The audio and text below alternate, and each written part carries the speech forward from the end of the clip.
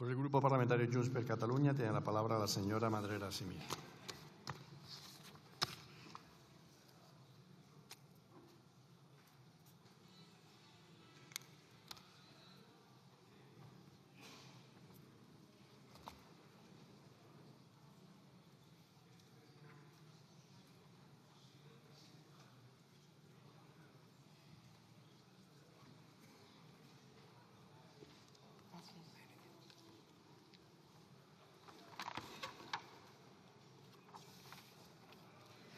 Molt bona tarda, moltes gràcies, senyor president. Avui Sumar ens tornen a presentar una proposta no legislativa.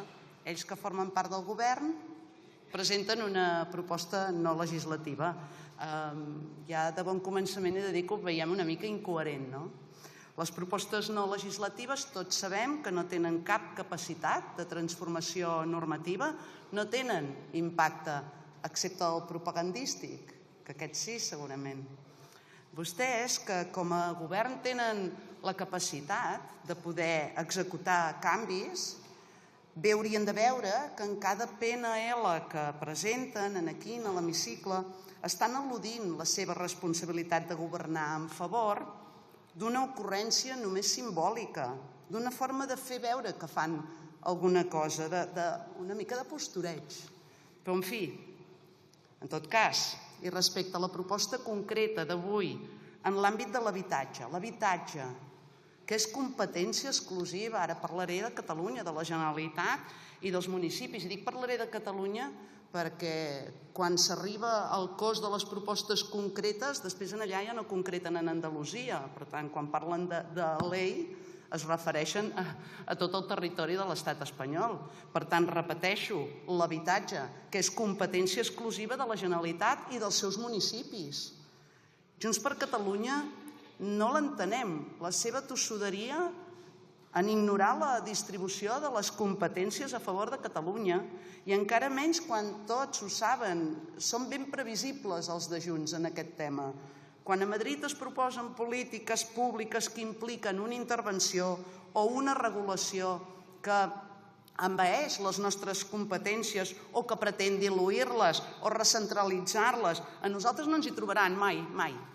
No entrem ni en el fons de la qüestió, no ens hi trobaran mai.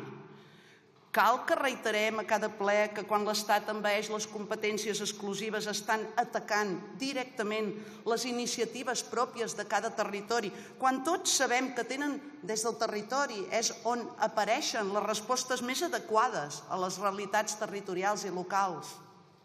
Cal que repetim que atropellen les particularitats de cada territori com si fossin meres colònies? Que menystenen la capacitat dels governs territorials i locals també, dels ajuntaments, per gestionar, els estan menystenint. Hi ha vida, més enllà de la política espanyola, hi ha coneixement, hi ha proximitat, hi ha compromís, hi ha capacitat, i vostès s'entesten en menystenir-ho.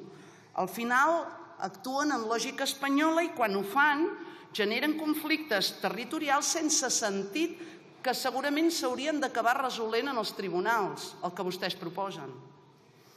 Quan vostès proposen crear marcs legals uniformes, que és el que vostès proposen en la seva proposició, menystenen la diversitat territorial, ignoren les solucions específiques segons les pròpies circumstàncies, les pròpies necessitats, qüestionen la idoneïtat de les decisions locals.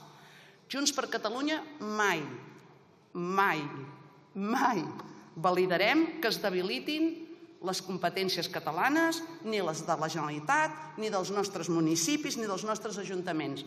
Nosaltres no tenim una agenda paral·lela, la nostra agenda política és diàfana i és clara, que és o Catalunya o Catalunya. Moltes gràcies.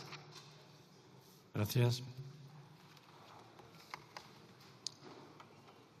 Señor Sierra Caballero, ¿acepta las enmiendas presentadas?